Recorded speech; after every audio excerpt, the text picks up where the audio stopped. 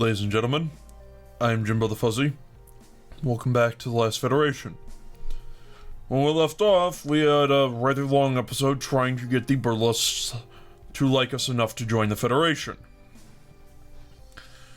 Well, we're getting closer. Negative 65. Because of the amount of people who are currently at war with the Burlusts, which would be the Evok and Peltian, by ending both those wars, we get another 20 each, which puts us at negative 25. We need to get out to a total of plus 50 to get them to join. However, we also need to do a whole lot of murdering.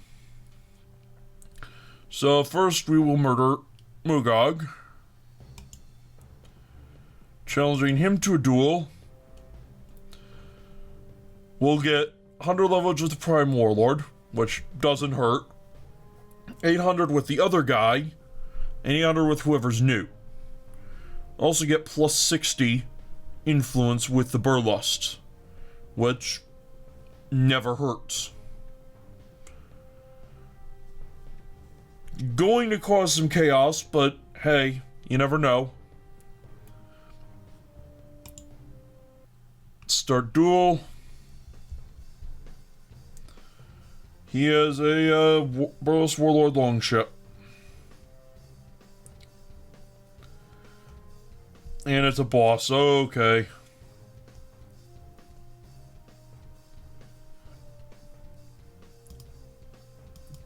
Take that and boost our engines and switch to Energy Blaster, I believe. Yes, switch to Energy Blaster. Ah, fire patterns.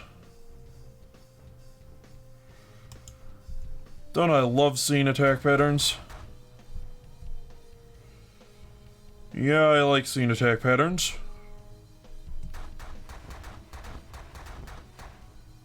Now what's next? Okay. Now we pull out the minigun.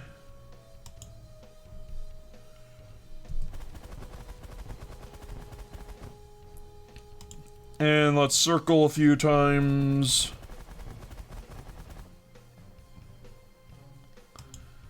Try flying through here. Ooh. Uh-oh. Uh-oh. Not good, not good, not good. Okay, we're better off now. That's another 500,000.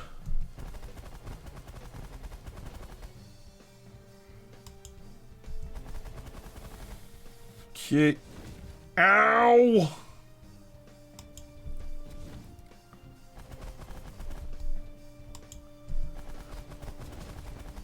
Oh, that's not good.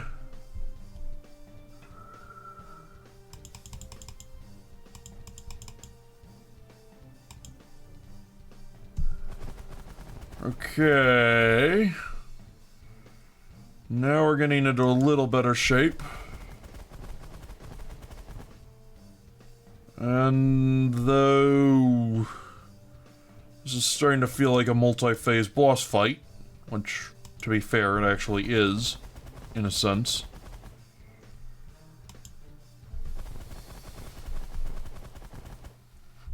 Now, let's see here. Keep going, keep going, keep going. This is...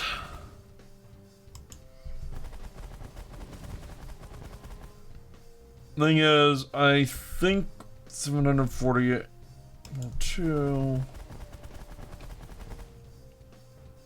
Okay, yeah. The good news is we still have our auto regen tech, despite not having any of our other abilities.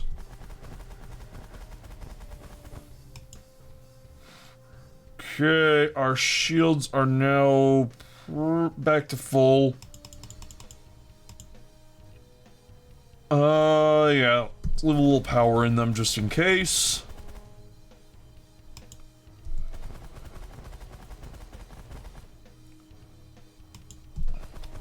There we go. Ooh. I don't know what they're doing with these bullets spreads, but Ooh, not good.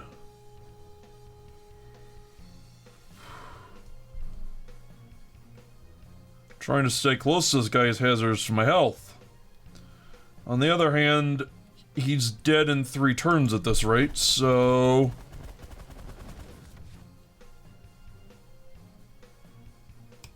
Can I kill him before his stuff kills me? Answer, yes. I like this a lot more than what it was when I first started playing. Then, it was a flagship with no special stuff. It would just chase after you with its normal guns. And if you put your weapons to max, you outranged it so you could just fly in a straight line. It would follow you and there was nothing you could do about it. So we got an extra 60 influence with the Burlusts. Gained a whole lot of leverage. And now we can go to the Burlust Warlords and make a deal with, let's see, Modal. Well, you can put in a deal with your boss. Alright, so we have enough to get exactly 5,000 leverage on the top guy. Now we just need to get him above plus 10. So, let's do that. Well, actually, let's go over to the Peltians. And broker peace. Stop attacking the Burlusts. And now we're at +4 with the Burlusts. Oh, that's plus 20 each. Oh well. We can fix it. Evoc Elders. Military deals. Stop attacking the Burlusts. Horribly, horribly expensive, but it doesn't matter. Evocs are upset again, but doesn't matter. Now we need to get up to... We need to add 36 influence. Which means what? Gift technology is not worth much with them. Gift raw resources. Okay, so stuff is worth half as much with these guys. Well...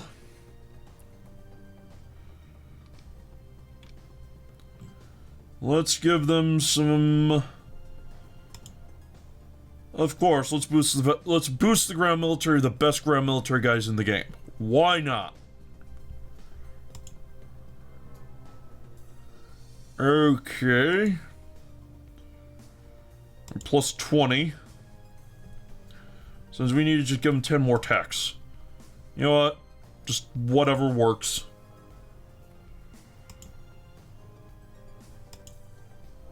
Execute. Execute. Execute. Execute. And... you know, let's give them a little bit extra. Okay, a lot of tech gifts. Fine.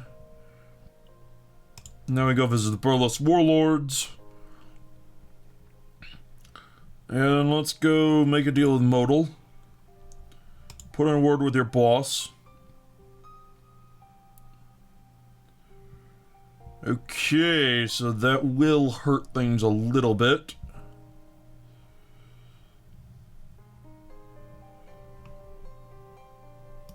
So I'm not going to. I am going... Yoper is the Prime Warlord. I am going to bribe him with...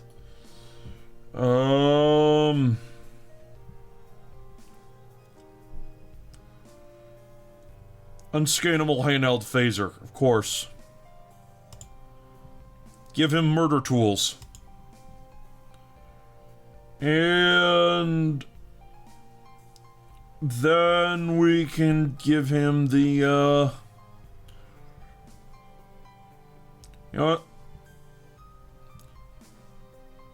Let's give the guy let's give the guy a nice meal.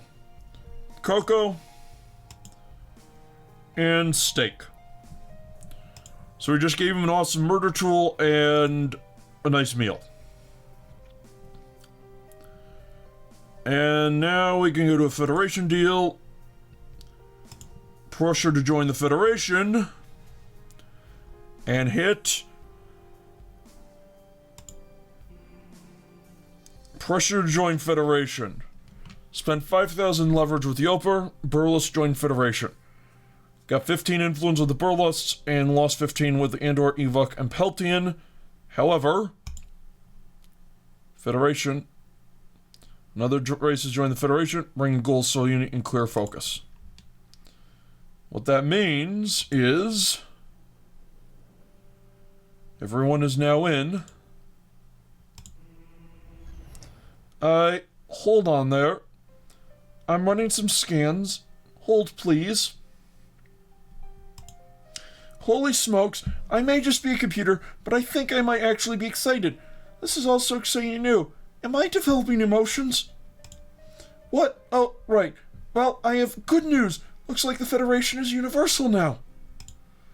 What most impresses me is that everybody is still alive. Not everybody individually. Billions died. There's no escaping that. But every single race other than yours is still alive and kicking. That's really something. Well, what now? Oh, hey, you're inputting coordinates that I headed out of the solar system, are we? Not much left for you here, I guess. Hey, you Hydrils live for, like, thousands of years, right? So I guess we're gonna be spending a lot of time together. Goody. ...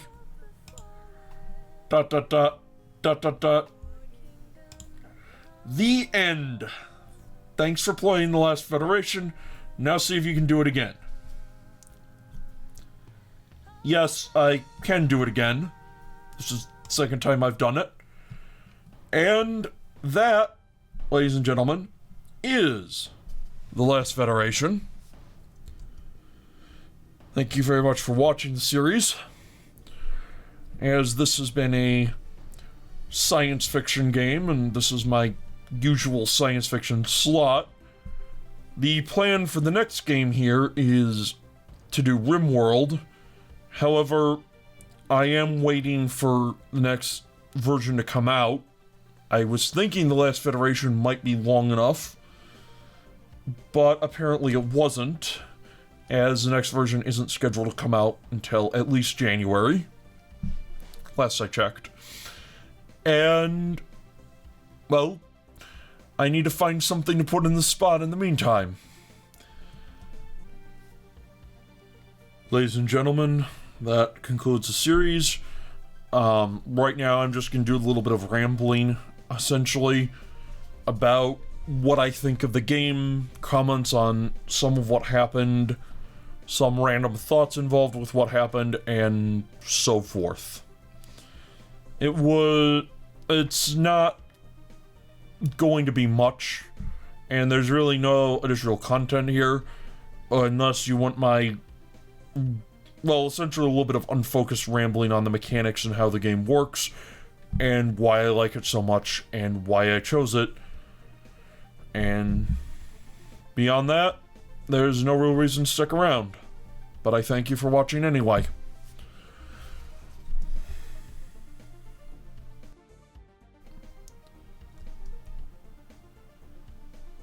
I was actually going to end this, but I had the thought that I could talk a little bit about what happened in that game and some of the differences that, some of the minor things that might have changed things.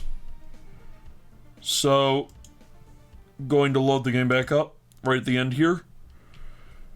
Now, the first obvious one is what planets were what, who got what, and why. That's all random generation again. But if the Burlusts had wound up on a less powerful planet, if they hadn't gotten the Ark, then they would not have been in such of a dominant position from the start of the game. Having the Ark on the Burlusts homeworld really causes a lot of issues, as they have a nasty tendency to, well, declare war on people. So do the Thraxians, although in the case of Thraxians, it's more like seeing things as a hive mind and ants, essentially. Do you think an ant cares about another ant? Not really. Same rule goes for Thraxians. It doesn't excuse their actions, but it does explain why. If the Boreans were bigger or had gotten into space earlier, we could have used them to get nicer with everybody. But we did a good job with them. World size plays a huge part throughout all of this. And what would happen if the Evox and Burlusts had swapped spots? They would have been right next. The Burlusts would have been right next to Thraxians, and good chance that the two would have wound up at war a lot.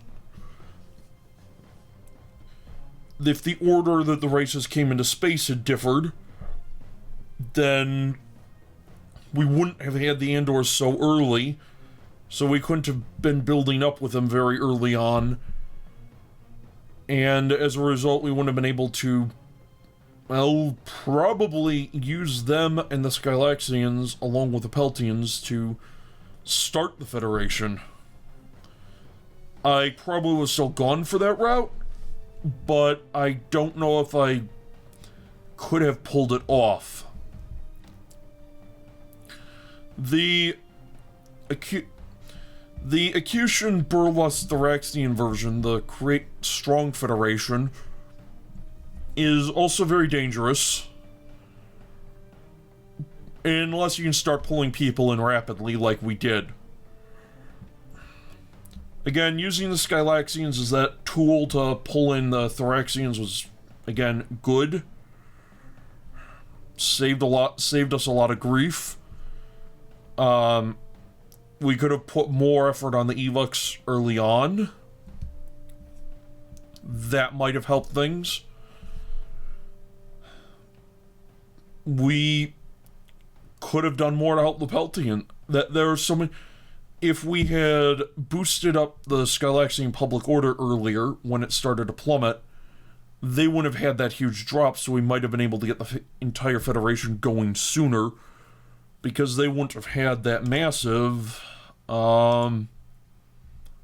penalty with the Thraxians for... Well, maybe it did go away. There was that, problem with public order. I guess it did, for their public order being so low, I guess it did go away. Well. So, oh wait, never mind. I was looking at it from the wrong side. On the Thraxian view of the Skylights, yeah, this poor public order, that 143 points, that just crippled the Skylaxians' reputation with everybody. I didn't realize how bad that was, so if we'd gotten a handle on that sooner, we wouldn't have had such a huge issue with the Skylaxians and everybody hating them. The Thraxians were never a problem from the start, partly thanks to the pirates, partly thanks to other things we did. It would have been nice if the Boreans had a larger planet. Again, they almost got wiped out, partly because we didn't notice what was going on in time. Because of how late the Accustions came in, they were essentially non-entities in this game. I mean, they did get a decent amount of force built up by the end, and they have a number of outposts, but that was more because nobody was bothering them than because they were actually really powerful. They also had the Mire on their world, I believe, if memory serves. They'll be under structures. Existing buildings. Yeah, the Mire. They had the Mire, which doomed them, basically, from the start. So it was an uphill slog for them. They did bounce back fairly well, but they weren't part of the Federation from the start. They were never going to affect things. So we did, and seeing how late they came in and how bad of shape they were in. But yeah, even with the Maya, you look at this, it's like 2.5 million per month population growth off more people than the Skylaxians have. And the Skylaxians are getting 26.5 million per month.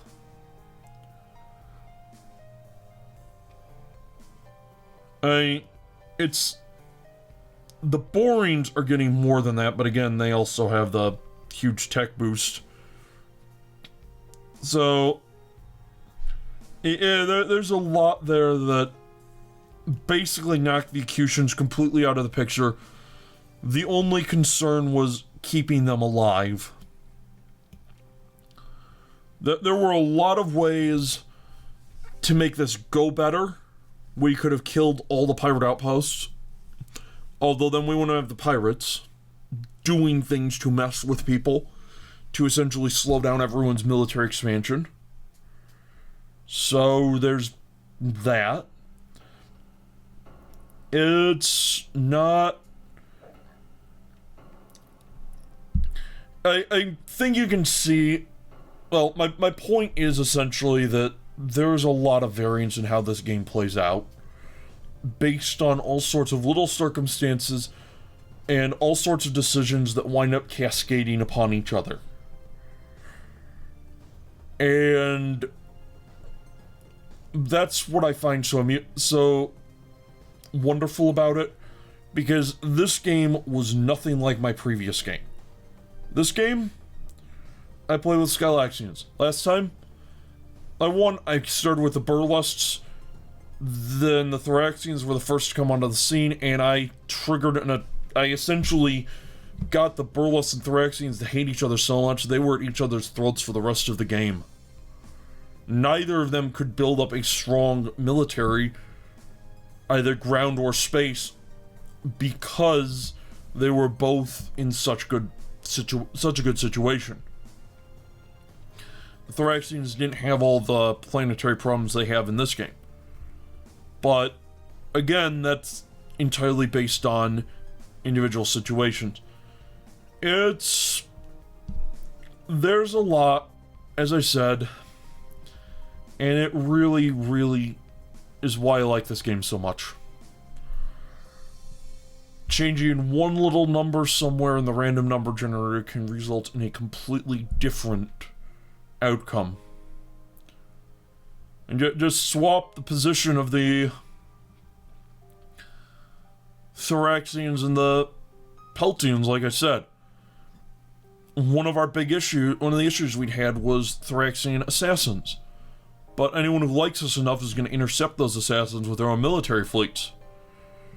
Which meant we were going to be safe anywhere along here. The only place we wouldn't have been safe is we went to visit the Burlusts. If the Merc Outpost thing was over here, on the very western edge, left side, at the extreme, then we would be building our outposts over here, which would push Skylaxian and Andor outposts out further into the middle. That would have exposed them more.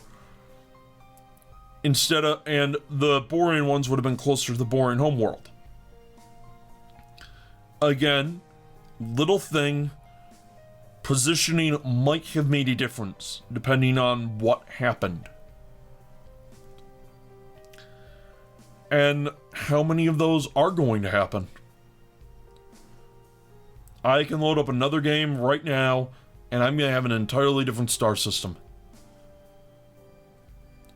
And an entirely different challenge. So, while what I did here may be of some help to those of you wishing to win the game with that achievement, And I'm gonna note you may have to save and reload a few times if somebody gets wiped out. Save often. Because of things like the Burlusts there, I knew what was coming. Essentially due to playing this several times before. And I guess that's it, really. That's the end of my analysis and everything I could call analysis, so thank you very much. It's just very random thoughts. And I hope that I haven't kept you too long. Well, if you're here watching, then you're watching because you wanted to see it. Thank you very much. I have been Jim of the Fuzzy, and I do hope to see you from my next series, whatever it may be.